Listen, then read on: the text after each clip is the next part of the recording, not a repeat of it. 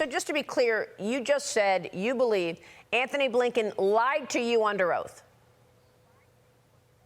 Yes, he did. He said he did not email Hunter Biden, and now we have those emails. We also know that his wife, using her private email address when she was a employee of the State Department, was basically a conduit between her husband and Hunter Biden as well. That was Wisconsin Senator Ron Johnson speaking to Maria on Sunday Morning Futures yesterday. He is accusing Secretary of State Antony Blinken of lying to Congress about his communications with Hunter Biden. Johnson also calling for lawmakers to subpoena Blinken and his wife. House Republicans revealing that a former CIA official testified that Blinken and the Biden campaign coordinated a letter claiming the Hunter Biden laptop was Russian disinformation.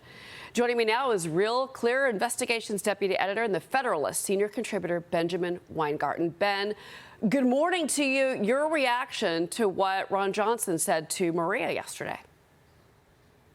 Well, good morning. And this looks like another instance of a senior level official in a Democrat presidential administration perjuring himself. And the question is, will there be any accountability for it? And what will that accountability look like? And let's note that the House Subcommittee on Weaponization has already asked Tony Blinken to produce records of all of his communications around the conversations with those who created and signed that intelligence community so-called letter calling the Hunter Biden laptop story disinformation. This was not only the ultimate dirty trick on the eve of an election and huge abuse of the trust of the American people and the intelligence community, but it was also the ultimate information operation that our own IC ran. Tony Blinken seems to have played a pivotal role in imposing that on the American people.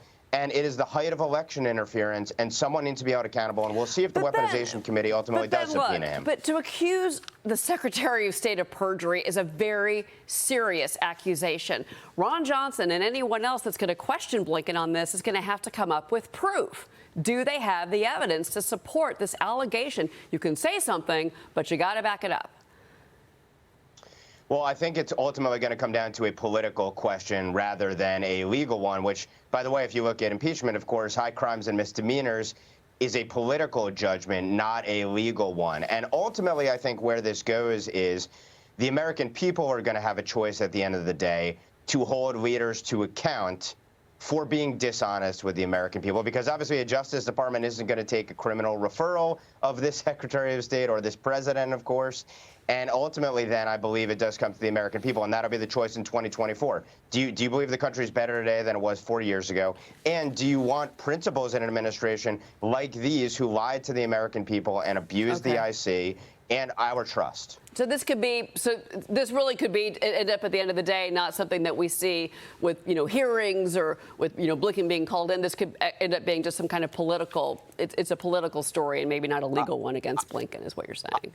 I think there will absolutely be hearings and extensive oversight with respect to Blinken, but I think it comes down to the American people to have the final vote. Okay. Well, let's move on to 2024, and the American people are going to have a chance to have their voices heard.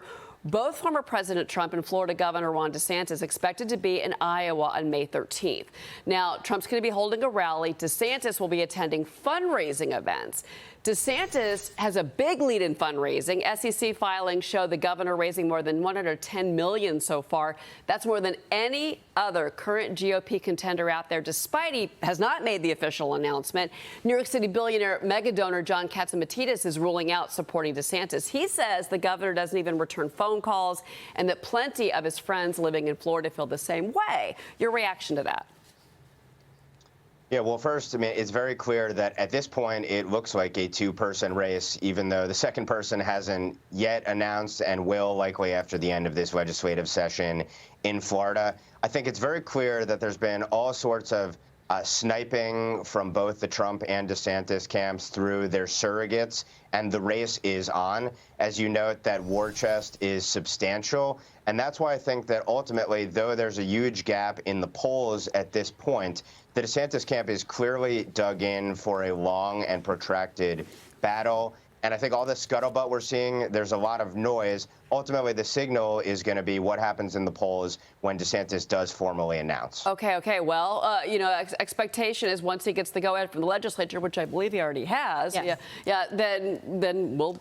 it's probably time to go. We're going to see some Ron DeSantis in the middle of the current crop of GOP presidential candidates for 2024. Benjamin Weingarten. Ben, thank you very much for being here. Appreciate it.